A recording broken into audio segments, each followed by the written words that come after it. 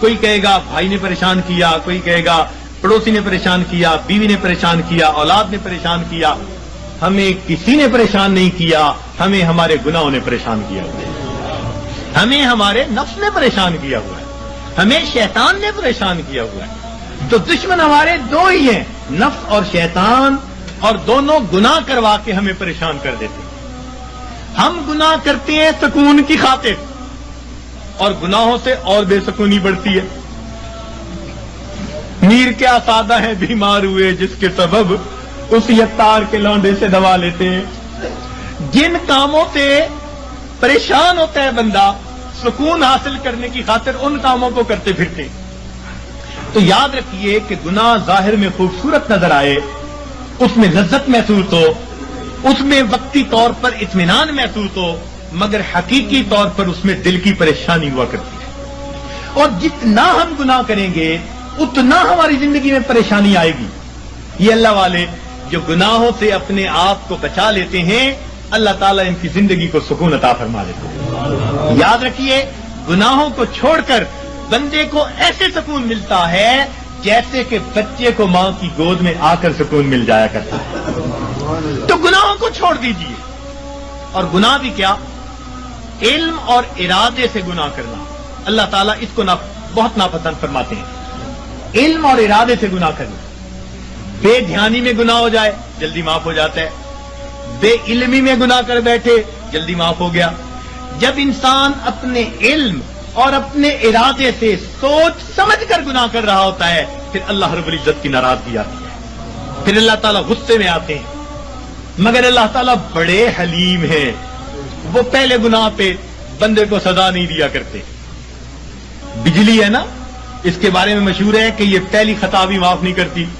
تو اللہ تعالیٰ بجلی کی طرح نہیں ہے، وہ حلیم ذات ہے، وہ کریم ذات ہے، حوصلے والی ذات ہے.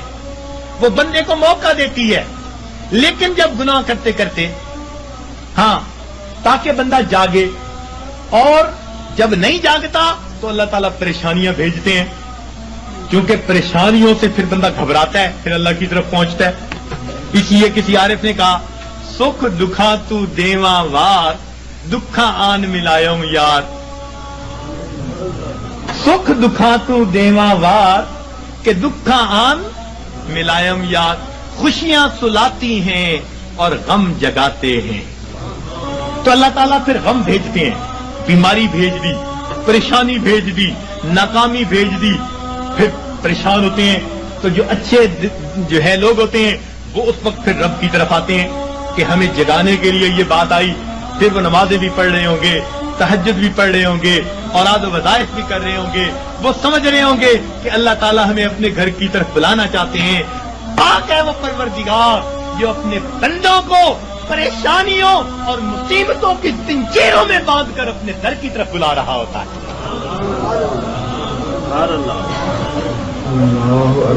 تو یہ کس لیے آتے ہیں؟ بندے کو جگانے کے لیے. مگر ہم جاگنے کی بجائے اور گناہ کر رہے ہوتے ہیں.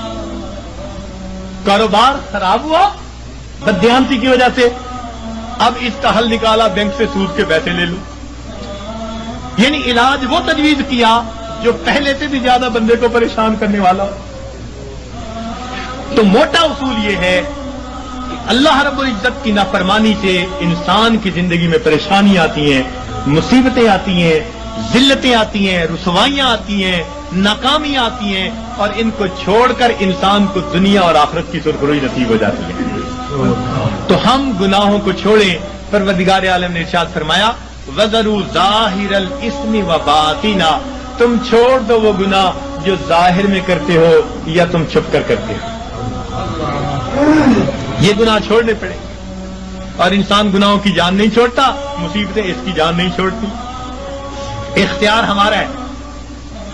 اور یاد رکھیے کہ جو بندہ اپنے علم اور ارادے سے گناہ کو کرنا چھوڑ دیتا ہے، جو بندہ اپنے علم اور ارادے سے گناہ کو کرنا چھوڑ دیتا ہے، پروردگار عالم اس بندے کی دعاؤں کو رد کرنا چھوڑ دیتا ہے. پکی بات ہے، وہ بندہ مستجاب الدعوات بن جاتا ہے.